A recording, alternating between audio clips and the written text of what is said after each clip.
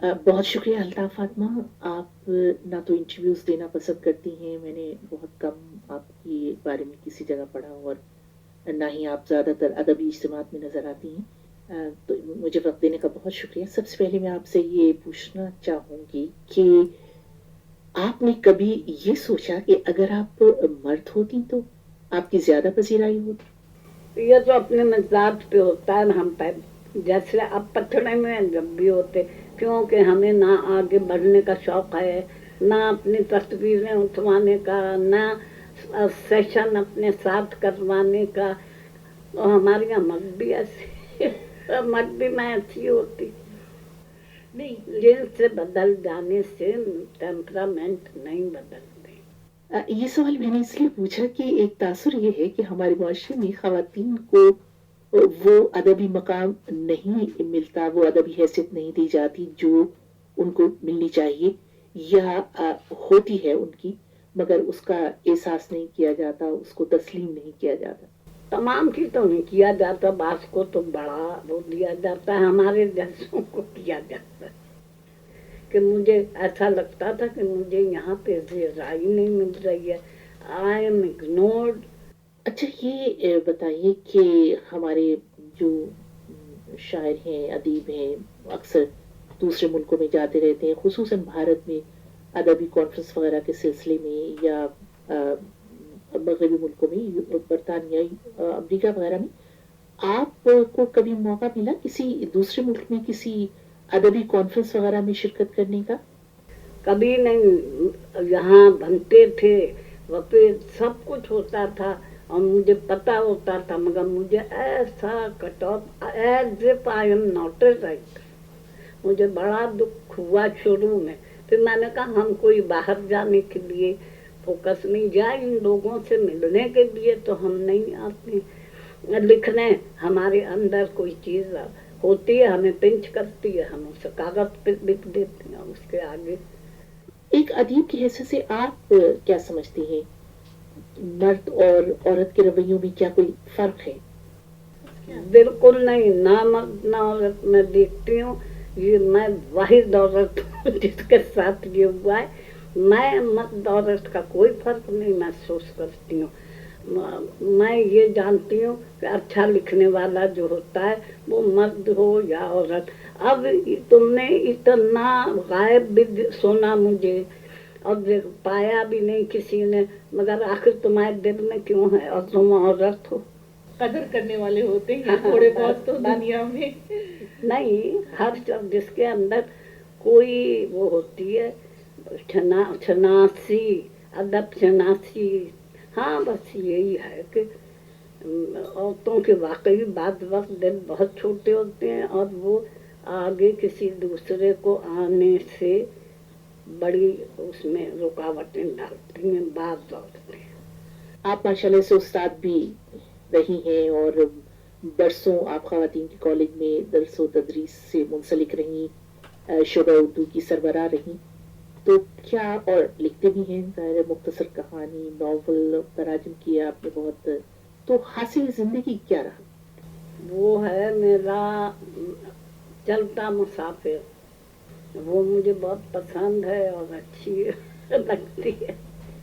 तो इसके बारे में कुछ थोड़ा सा बताइए कि कौन सा ऐसा वाकया था जिससे आपने बहुत मुतासर होकर इसे लिखना शुरू किया और प्लॉट आपके जहन में आया इस नावल का, क्योंकि ये नावल आपने बताया था अभी थोड़ी देर पहले गुफ्तगू में कि काफी बरस लगे इसको लिखने में।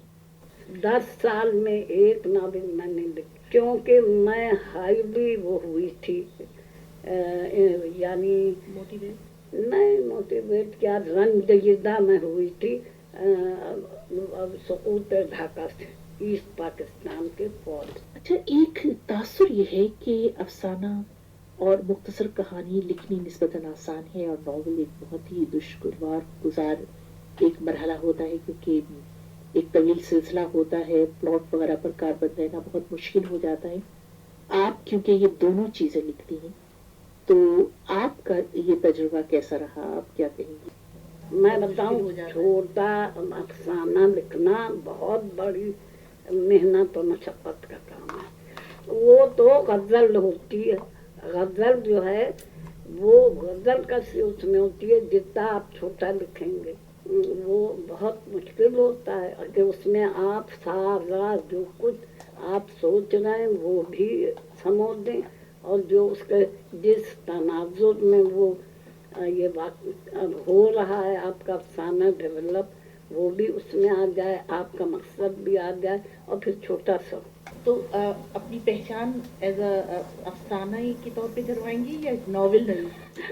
نہ افسانہ، میں تو استاد ہوں. استاد میں نے آخر یہ بھی تو افسانے لکھے ہیں جو میرے شاگرد ہیں، اب جو ان کے اندر جذبہ اور جو ان کے اندر ادب شناسی ہے وہی میں سمجھتی ہوں کہ میں نے افسانے لکھے ہیں.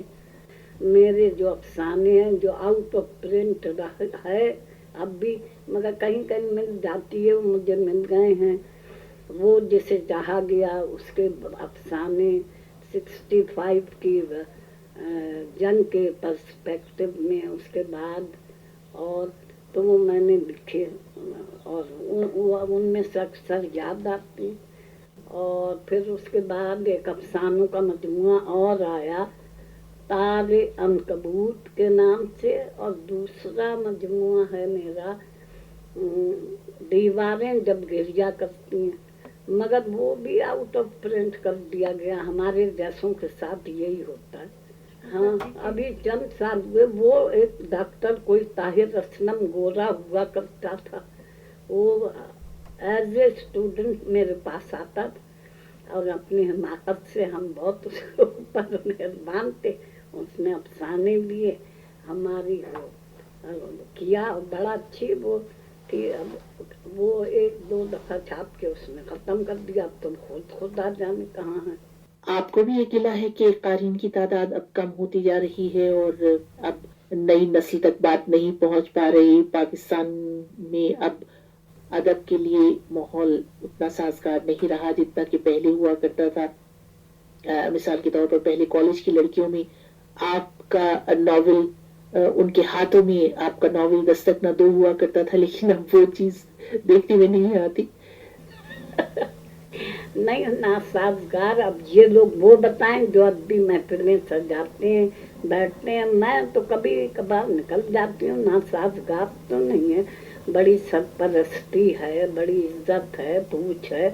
اب کوئی ایک آدھ ہماری طرح وہ ہو جائے رد کر دیا جائے وہ دوسری بات. آپ کیوں سمجھ رہی ہیں آپ کو رد کیا گیا؟ تم نے نہیں کیا یہاں. یہی تو میں بات کرتی ہوں کہ یہ ہم اپنے کو پروجیکٹ زیادہ کر رہے ہیں، ہماری پروجیکشن زیادہ ہو رہی ہے. اور یہ جو نئی نسلیں ہیں اتنے زیادہ مصروفیتیں ہیں، اتنی زیادہ ان کی تعلیم ہی ایسی ہے، اور وہی جو ایک مقابلے کی دوڑ ہے اس کی وجہ سے جہاں پہ کیبل لگتا ہے تو ایک انٹرٹینمنٹ پہ اتنا زور ہو جاتا ہے کہ وہ ہمارا ٹی وی بیچارہ وہ ہیں دھندے، اب بیچارے کیا کریں. اچھا، یہ سوال میں آپ سے ہی پوچھ سکتی ہوں کیونکہ آپ ماشاءاللہ سے کوئی گزشتہ 6 اشروں سے یعنی کوئی 7 برس سے لکھ رہی ہیں، اور شاید اس سے بھی زیادہ. اور جب آپ نے لکھنا شروع کیا ہوگا تو اس وقت تو لڑکیوں کے لیے یہ جو تخلیقی اور ادبی ماحول بہت ہی ناسازگار تھا. جو کچھ میں نے پڑھا اور جو کچھ میں نے سنا اس زمانے میں لڑکیوں کی حوصلہ افزائی کرنا تو خیر بہت دور کی بات ہے، بلکہ اگر کوئی کسی میں یہ شوق ہوتا بھی تھا تو اس کی بہت حوصلہ شکنی کی جاتی تھی. یہ میں ضرور کہوں گی کہ میری اماں نے مجھے بہت وہ کیا بکپ کے ہاں ہم نہیں. اور ہمارے یہاں اور سنیں جیسے ہوتے ہیں نا کہ لڑکیاں دبائی جائیں کچھ بھی جائیں، ہمارے یہاں تو ہمیں یہ ڈانٹ پڑتی تھی. ہمارے کزن تھے ہم سے بہت بڑے تھے، بڑی ہماری تربیت پہ خاص نظر رکھتے تھے. اور خود ہمارے بھائی کا یہ تھا کہ کیوں ہم میں ان میں کیا فرق ہے، فلاں کام اس سے کریے، ان سے کریے، یہ کر لیں. بالکل ہمارے مرد کی وہ نہیں تھی ڈسٹنکشن. پھر تخلیقی سفر ابھی جاری ہے؟ ہاں تخلیقی کیا بس لکھتے رہتے. اب اس میں تخلیق ہو یا ایسے ہی ٹریش ہو ہمیں نہیں مطلب، ہم تو اپنے دل کا بوجھ اتارتے. تو یہ بتائیے آج کل کیا لکھا جا رہا ہے؟ آج کل اب جو میں افسانہ میں کہہ رہی ہوں خدا کرے ہو جائے، اب میں ایک افسانے کا عنوان ہے مسلم ٹیررسٹ، مسلم ٹیررسٹ، بھئی ہم لوگ ٹیررسٹ ہیں، میں لکھ رہی ہوں۔ جتنا کچھ ہوا ہے سارے میں، ہر وقت میں خبروں سے متعلق ساری عمر رہی اور پڑھتی رہی، اور ہر وہ سنتی ہوں ڈسکشن، اور آج کل جو ہے سن رہی ہوں، ہرٹ بھی ہوتی ہوں، رنج بھی کرتی ہوں، مگر انسان کیا کر سکتا ہے، لکھ سکتا ہے۔ یہ نہ ہو اس کے بعد آپ کی زندگی خطرے میں پڑ جائے؟ نہیں، ہمیں نہیں ڈر ہے، ہمارا تو خاندانی اس قسم کا ہے۔ یہی تو وجہ ہے کہ نہ ہم کسی کے ساتھ کبھی بریکٹ ہوئے، نہ ہم نے کسی کو اس مغالطے میں ڈالا۔ میں تو مولانا فضل حق خیر آبادی کے خاندان کی ہوں، نڈر لوگ ہیں، ایک جان ہے، جو جی چاہے، اور ہمارے پاس نہ زر ہے نہ زور ہے، اب جو چیز چاہے واپس لے لیں۔